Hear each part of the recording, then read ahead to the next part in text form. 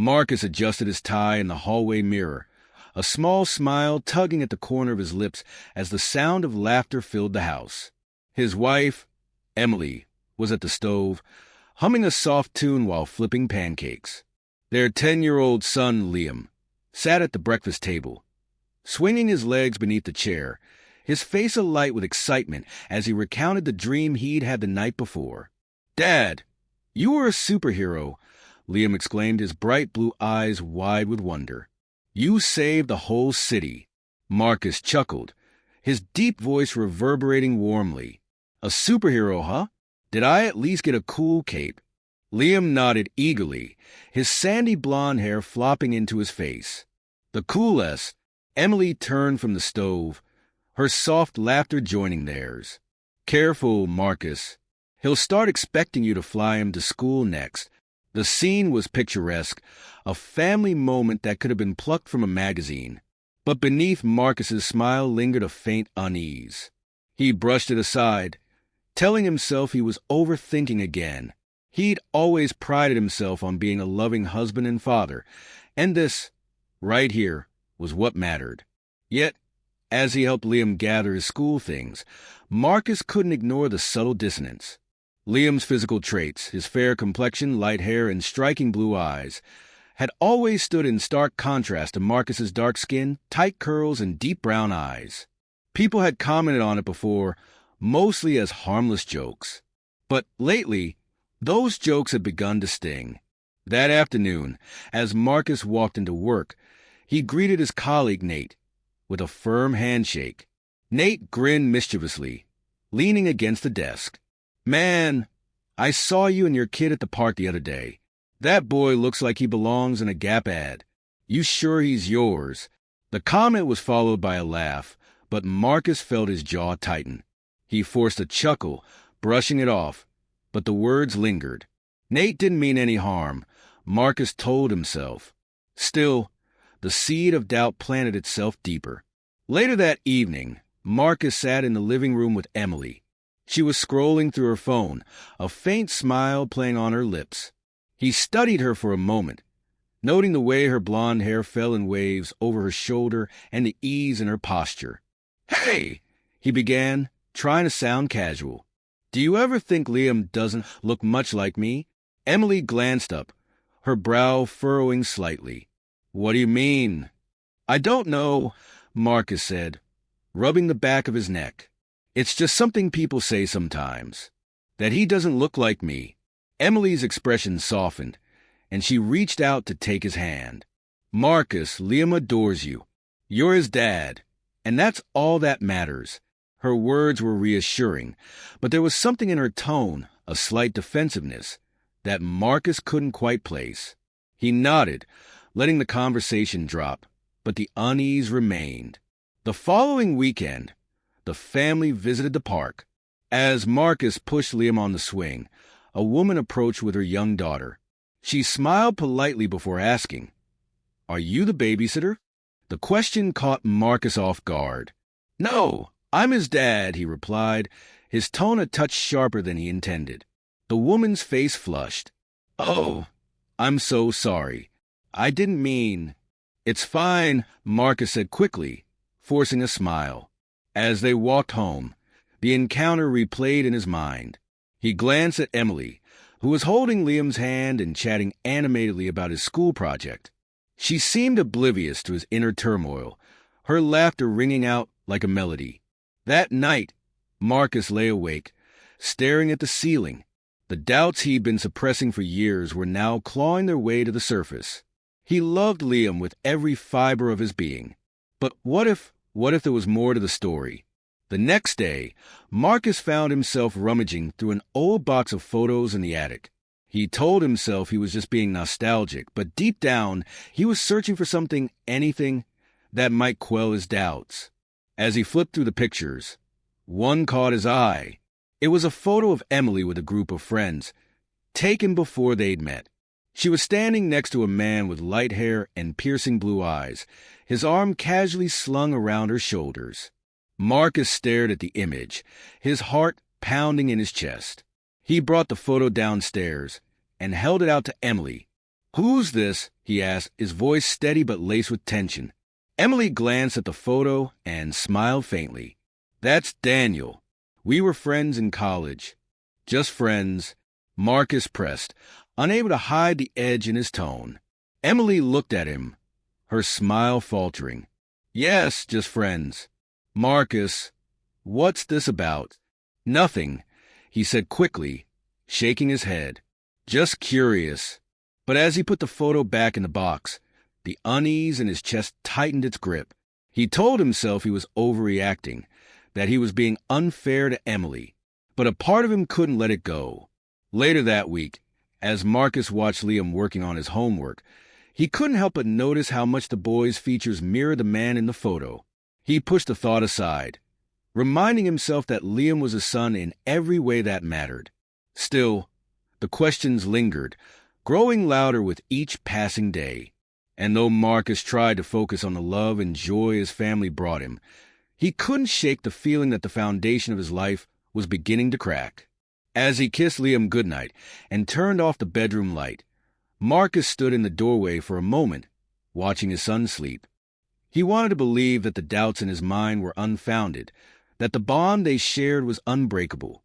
But as he closed the door and walked down the hall, a quiet voice in his mind whispered the question he had been too afraid to ask. What if everything isn't as it seems? Marcus couldn't shake the weight of uncertainty pressing on his chest. The doubts, once mere whispers in the back of his mind, had grown into an unrelenting storm. He found himself scrutinizing every detail, replaying moments from the past, searching for answers he wasn't sure he wanted to find. Each time Liam called him Dad, Marcus felt a pang of guilt for questioning what should have been unshakable. One evening, after Liam had gone to bed, Marcus sat alone in the living room. Emily was in the kitchen, cleaning up from dinner, her movements fluid and unhurried. She seemed at ease, completely unaware of the turmoil brewing within him. He stared at his laptop, the cursor blinking on a search bar.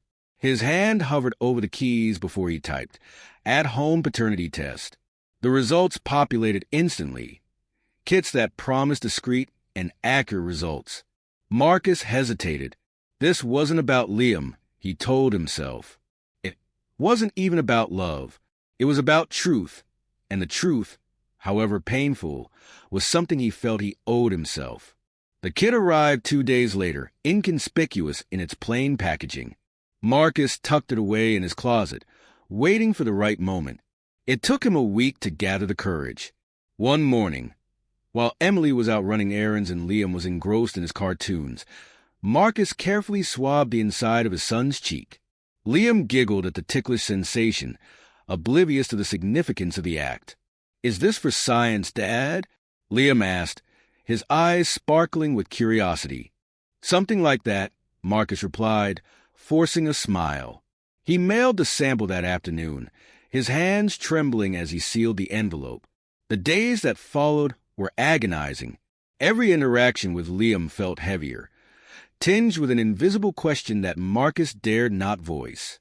He tried to be present, to push the doubts aside, but they loomed larger with each passing moment. When the results arrived in his email a week later, Marcus stared at his screen, unable to open the message. His heart raced, his palms damp with sweat. Finally, he clicked. The words blurred before his eyes, but one phrase stood out with devastating clarity. Probability of paternity, 0%. The room spun as Marcus leaned back in his chair, the air knocked from his lungs. He reread the results, hoping he'd misunderstood, but the outcome was undeniable. Liam wasn't his biological son. For a moment, time seemed to freeze. His mind raced back to every memory. The first time he held Liam in his arms, Liam's first steps, their father-son camping trips. All of it now felt like a cruel lie. Anger bubbled up, raw and consuming. How could Emily have done this? How could she have let him believe something that wasn't true? That evening, when Emily returned home, Marcus was waiting in the living room. The paternity test results sat on the coffee table, a silent accusation. "We need to talk," Marcus said, his voice steady but cold. Emily paused, sensing the tension in the air. "What's going on?" Marcus gestured to the papers. "I did a paternity test." Emily's eyes widened, her face draining of color. She opened her mouth to speak, but no words came out. "Why?" Marcus pressed, his voice rising. "Why would you lie to me? Did you think I'd never find out?" Emily sank onto the couch, her hands trembling. "Marcus, I didn't." She stopped, taking a deep breath. "I didn't mean for this to happen. Didn't mean for what to happen," Marcus demanded, his frustration spilling over. Emily hesitated, tears brimming in her eyes. "It was before we got married. I made a mistake. Daniel and I." Her voice broke. "It was one night. I didn't know I was pregnant until weeks later. And by then, you and I were already so serious. I didn't know how to tell you. I was scared, Marcus. Scared of losing you." Marcus stared at her, the weight of her confession crashing over him like a tidal wave. "So, you just decided to let me believe he was mine? You let me build a life around a lie." Emily reached for his hand, but he pulled away. "It wasn't a lie," she said, her voice desperate. "You've been his father in every way that matters. Biology doesn't change that." Marcus stood, pacing the room. "You don't get to decide what matters, Emily. You took away my choice. You let me think." He stopped, his voice faltering. "Do you even realize what you've done?" "I do," Emily whispered, tears streaming down her face. "I know I should have told you. I know I've hurt you, and I'll spend the rest of my life making it up to you if you let me. But please, Marcus, don't take this out on Liam. He loves you. He doesn't know anything about this." The mention of Liam broke something in Marcus. He sank into the chair, burying his face in his hands. He thought of his son, his laughter, his hugs, the way he looked up to Marcus with so much admiration. None of that was Liam's fault. The boy had no idea about the storm brewing around him. Emily sat silently, giving Marcus the space he needed. The room was thick with tension, the air heavy with words left unsaid. Finally, Marcus looked up, his eyes filled with a mixture of pain and resolve. "I need time," he said quietly. Emily nodded, her expression unreadable. "Take as much as you need. I hope you'll see that Liam still needs you. We both do." Marcus didn't respond. He stood and walked out of the room, the weight of the revelation pressing down on him like never before. Upstairs, he paused outside Liam's room, listening to the sound of his son humming softly to himself. He pushed the door open and saw Liam sitting on the floor, assembling a puzzle. The boy looked up and grinned. "Hey, Dad, wanna help?" For a moment, Marcus simply stood there, his heart aching. He wanted to yell, to cry, to walk away and never look back. But instead, he knelt beside Liam, picking up a puzzle piece. "Sure," he said, his voice barely above a whisper. Liam beamed, completely unaware of the storm raging within Marcus. As they worked together in silence, Marcus realized that the answers he sought wouldn't come easily. The truth had shattered his world, but the love he felt for Liam remained, and that he knew was where the real battle lay. Marcus stood at the edge of Liam's room, watching him sleep. The soft rise and fall of the boy's chest was steady, peaceful, a stark contrast to the storm raging in Marcus's mind. He had spent days grappling with the truth, replaying every moment of the past decade with a new lens. Each smile, each laugh, each proud "that's my dad," from Liam felt both heartwarming and heartbreaking.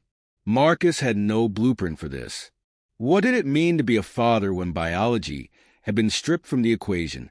In the solitude of his thoughts, Marcus sought advice from the person he trusted most, his mother.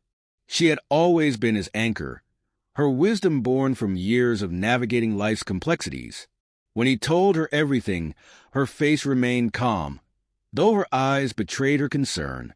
"Marcus," she said softly, placing a hand on his, "being a father isn't about whose blood runs through that boy's veins.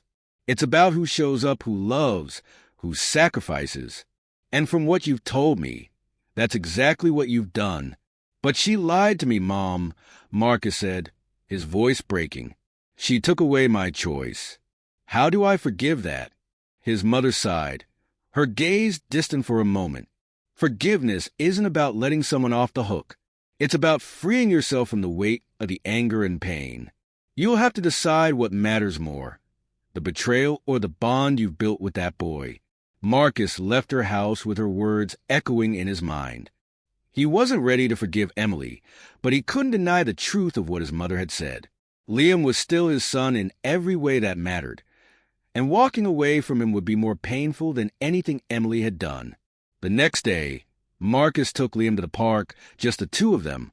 Liam ran ahead, his laughter carrying on the wind as he chased after a butterfly. Marcus watched him, a lump forming in his throat. He couldn't imagine a life without this. Without Liam's joy, his boundless energy, his unwavering trust in Marcus as his father. "Dad, look!" Liam called, holding out his hands to show Marcus a delicate monarch butterfly resting on his fingers. "That's amazing, buddy," Marcus said, crouching to his son's level. He reached out to gently touch the butterfly's wing, marveling at its fragility. Liam grinned. "Do you think it likes me?" "I think it knows how gentle and kind you are," Marcus replied, his voice thick with emotion. As they walked home, Liam chatted about school and his plans for the weekend. Marcus listened, nodding in all the right places, but his mind was elsewhere. By the time they reached the house, he knew what he had to do. That evening, after Liam had gone to bed, Marcus found Emily sitting at the kitchen table, staring at a cup of tea. She looked up as he entered, her expression cautious. "Can we talk?" Marcus asked, his tone softer than it had been in weeks. Emily nodded, bracing herself. Marcus sat across from her, folding his hands on the table. "I've been angry," he began. "Angry at you, at the situation, at myself for not seeing it sooner. And I'm not sure I'll ever completely get over what you did. But I've realized something important." Emily's eyes shimmered with tears, but she stayed silent, letting him speak. "I love Liam," Marcus continued. "He's my son. He's always been my son. And I can't let this truth, this betrayal, take that away from me or from him." Emily covered her mouth with her hand, a sob escaping her lips. "Marcus, I'm so sorry," she whispered. "I was selfish and scared, and I've hurt you in ways I can never undo. But I promise, I'll spend the rest of my life proving to you that I'm worth forgiving." Marcus nodded, his gaze steady. "It's going to take time, Emily. A lot of time. But I'm willing to try. Not for us, but for Liam.